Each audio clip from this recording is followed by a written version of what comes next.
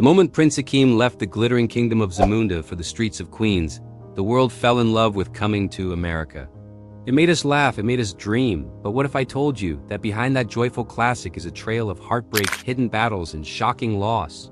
Many of the stars who brought this legendary film to life are no longer with us. Some died quietly, some were taken suddenly. Others carried lifelong struggles the cameras never revealed. Today we uncover the emotional truth behind 15 beloved Coming to America actors who have tragically passed away and reveal where they are now in memory and legacy. These stories will change the way you watch the movie forever. Stay with us. When James Earl Jones appeared as King Jaffe Joffer, he embodied wisdom, authority, and regal power. Yet his real life began in silence and suffering. Born in Mississippi, in 1931, he was abandoned by his parents and sent to live with his grandparents in Michigan.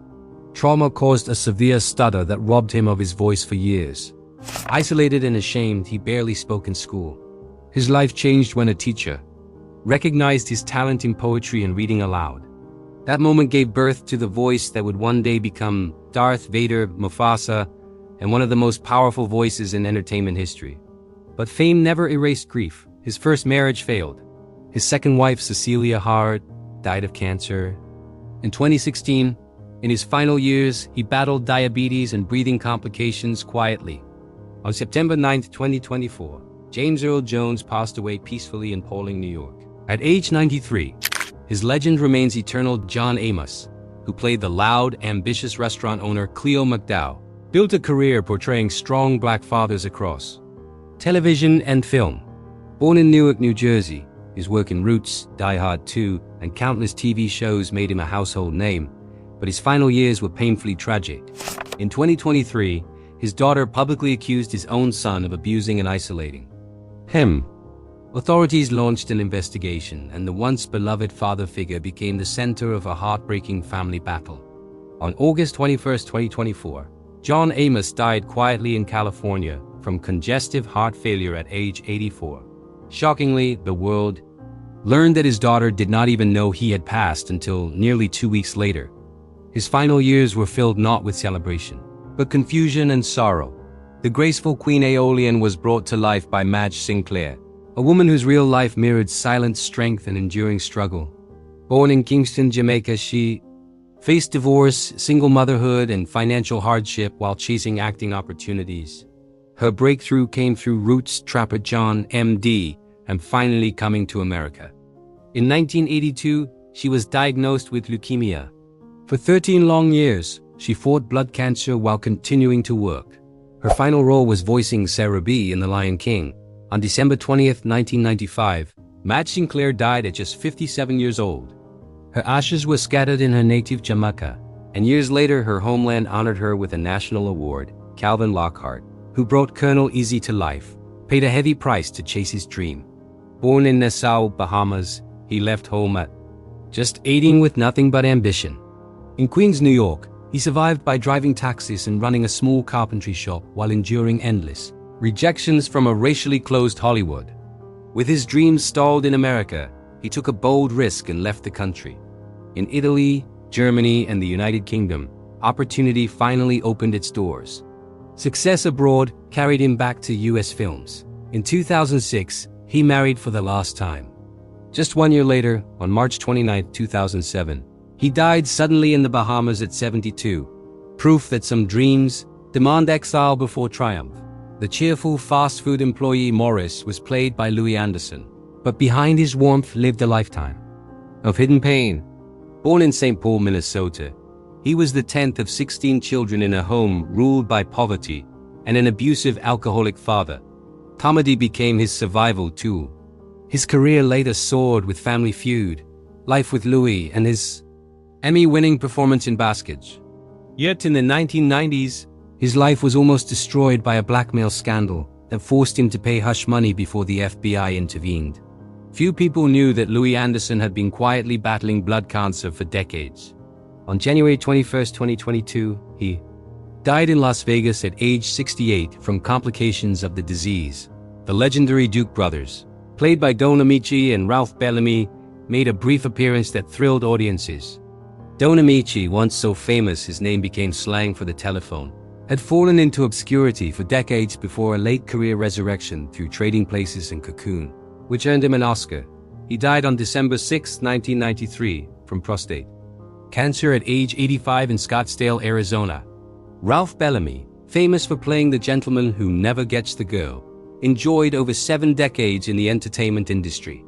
His final years were peaceful after 4 marriages and countless stage triumphs. He passed away on November 29, 1991, in California from chronic lung disease at age 87. Their final cameo together became a silent farewell to Hollywood's golden age. Ellen Holly, who appeared briefly as a New York citizen, lived one of the most groundbreaking yet loneliest lives in television history. She became the first black woman to star as a lead in a daytime soap opera on One Life to Live. Her on-screen interracial romance caused national outrage at the time. Despite her success, she faced devastating rejection later when she was removed from the very show that made her famous. She never married and had no children. In her later years, she worked quietly as a librarian in New York City. On December 6, 2023, Ellen Holly died at age 92 in the Bronx, alone. After a long struggle with age-related illness, a trailblazer who changed television forever, she left this world in silence. At the center of it all stands Eddie Murphy, the heart and soul of Coming to America. Born in Brooklyn, New York, his childhood was marked by devastating loss when his father was murdered while Eddie was only 8 years old. He grew up in foster care, using humor as both a shield and a weapon. At just 27, he became an international superstar as Prince Akeem.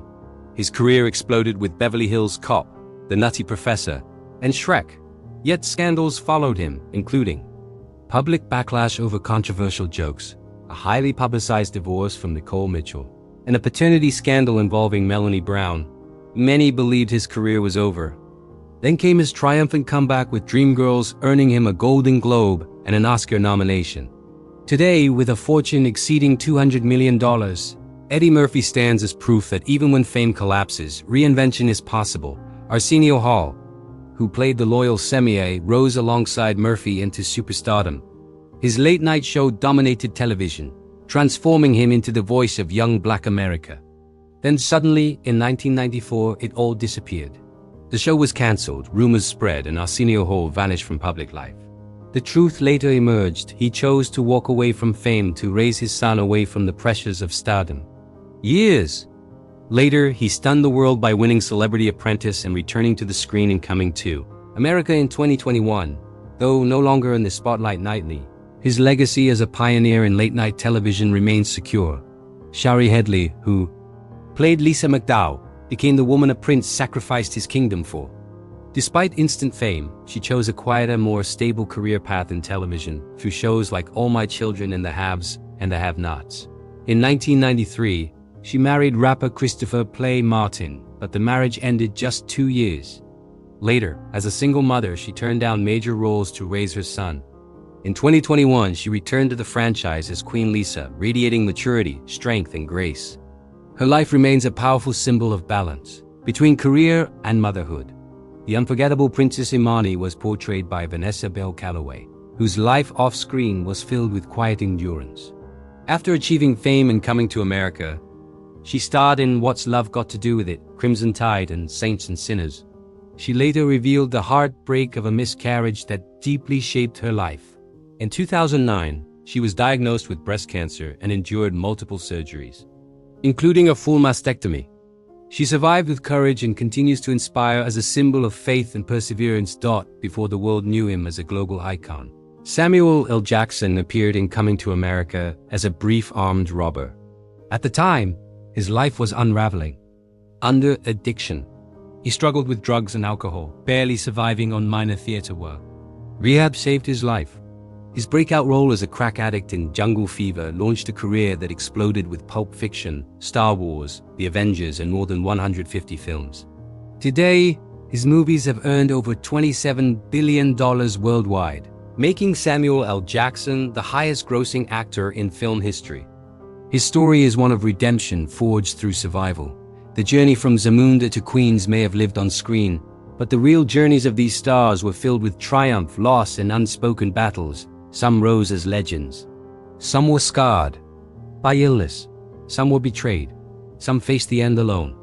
Yet together, they gave us a story that will never fade. Behind every laugh in Coming to America is a life built on sacrifice, strength, and survival. If this story moved you, like the video, share it with a fellow fan, and subscribe for more untold stories. Which character stayed with you the most? Tell us below, because memory is legacy. Thanks for watching.